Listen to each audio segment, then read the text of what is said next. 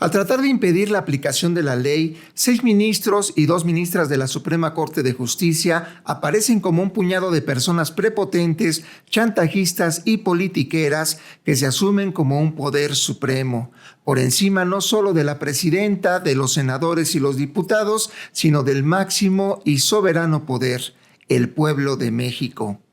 Decir que el pueblo mexicano es el poder soberano no es retórica ni demagogia, sino una verdad legal que se sostiene en la Constitución Política de México, que en su artículo 39 dice que la soberanía nacional reside en el pueblo, que todo poder proviene y se origina del pueblo para beneficio del pueblo, y que el pueblo siempre, no cuando le dé la gana a un juez o a un ministro, sino siempre tiene el derecho de modificar la forma de su gobierno. Y por si la aparente ignorancia es real en la mente de los ministros perjuros, les recuerdo enfáticamente que es voluntad del pueblo constituirse en una república representativa, democrática, laica y federal. Entonces, ¿qué alegan los siervos de Norma Piña? Veamos.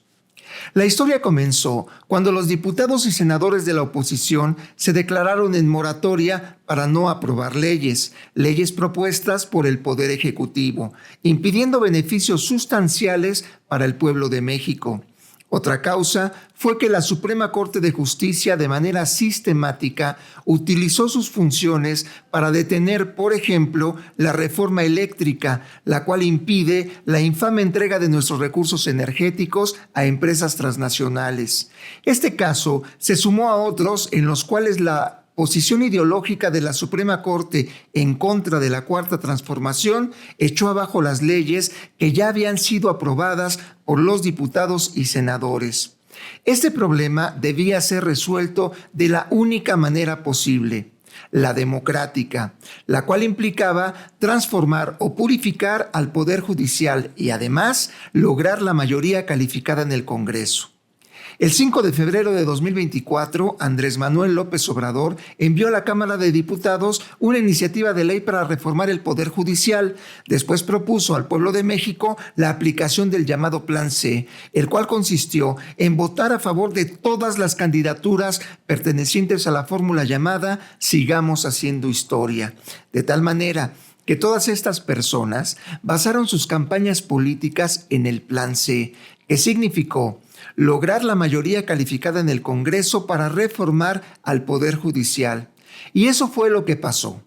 El pueblo decidió, por medio de las urnas, no solo que Claudia Sheinbaum fuera presidenta, sino además decidió que la Cuarta Transformación tuviera la mayoría calificada para reformar al Poder Judicial.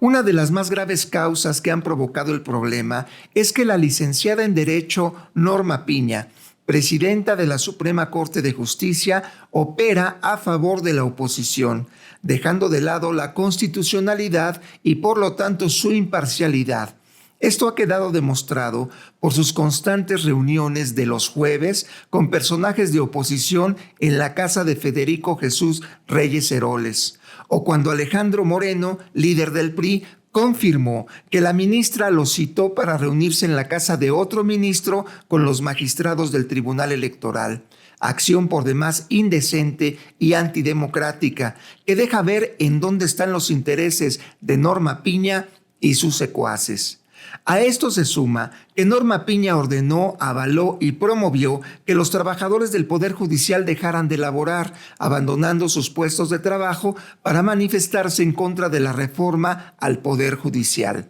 a pesar de que en ninguno de los cambios constitucionales se eliminan o se reducen los beneficios laborales de los trabajadores, quienes por su ya larga protesta han dejado de atender más de 400,000 juicios y más de 10,000 audiencias para decidir la vinculación a proceso de presuntos criminales. Cabe señalar que los protestantes, a pesar de haber abandonado sus puestos de trabajo, han recibido su sueldo, que al país le cuesta 188 millones de pesos diarios y que a la fecha suman ya más de 8,000 millones de pesos, cantidad que se nota en el ánimo festivo de los protestantes, en las coreografías reggaetoneras y en las canciones mal entonadas que nos tratan de convencer que ellos, la fuerza laboral del Poder Judicial, alegres bailadores y cantadores que abandonaron los juicios para mostrar sus dotes artísticas, son quienes velan por la justicia nacional y sobre todo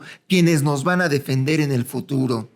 Las consecuencias negativas de estos actos no solo serán sociales, sino económicas y políticas, y todo por no querer obedecer el mandato del pueblo, porque efectivamente la llamada reforma al Poder Judicial dejó de ser una iniciativa para convertirse en una ley constitucional, la cual debe ser aplicada y por lo tanto respetada por toda la ciudadanía, incluyendo sobre todo a la ciudadanía que se desempeña como personas juzgadoras en México. Sin embargo, la necedad sospechosa de 2 ministras y 6 ministros de la Suprema Corte ha llegado a niveles de ridiculez, porque ahora se les ocurrió dar entrada a una solicitud de algunos jueces y magistrados, obviamente afectados en sus intereses personales, para revisar si la Constitución es constitucional. Háganme el cabrón favor.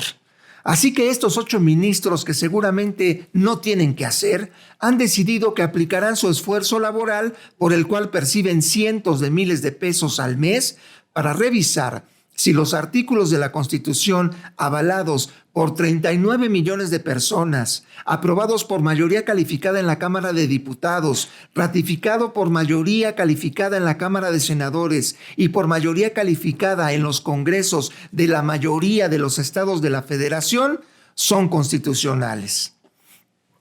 Por supuesto que pueden hacerlo, pueden revisar lo que quieran. Lo que es nefasto es que, a pesar de saber que su actuar es obtuso, han decidido aplicar su tiempo, que es muy valioso porque nos cuesta a todos, en revisar si por ahí existe una coma mal puesta para echar abajo el texto constitucional que afecta no solo sus privilegios, sino las componendas corruptas que seguramente tienen con el fáctico poder económico. La respuesta que esperan las protestas y las irresponsables acciones de las 2 ministras y los 6 ministros, líderes secundarios del movimiento político comandado por ocultos líderes principales, es que el Poder Ejecutivo o el Poder Legislativo caigan en su juego provocador para hacerse las víctimas y de esa forma llamar la atención de organismos internacionales antisoberanistas para convertirnos en Cuba o Venezuela, y así presionar al pueblo de México y a su gobierno legítimo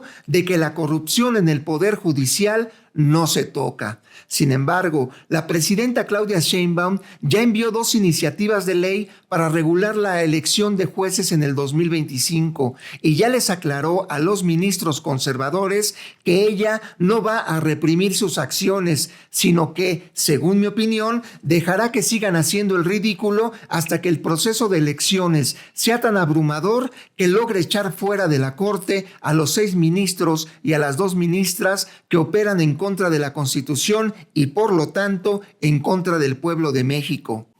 En conclusión,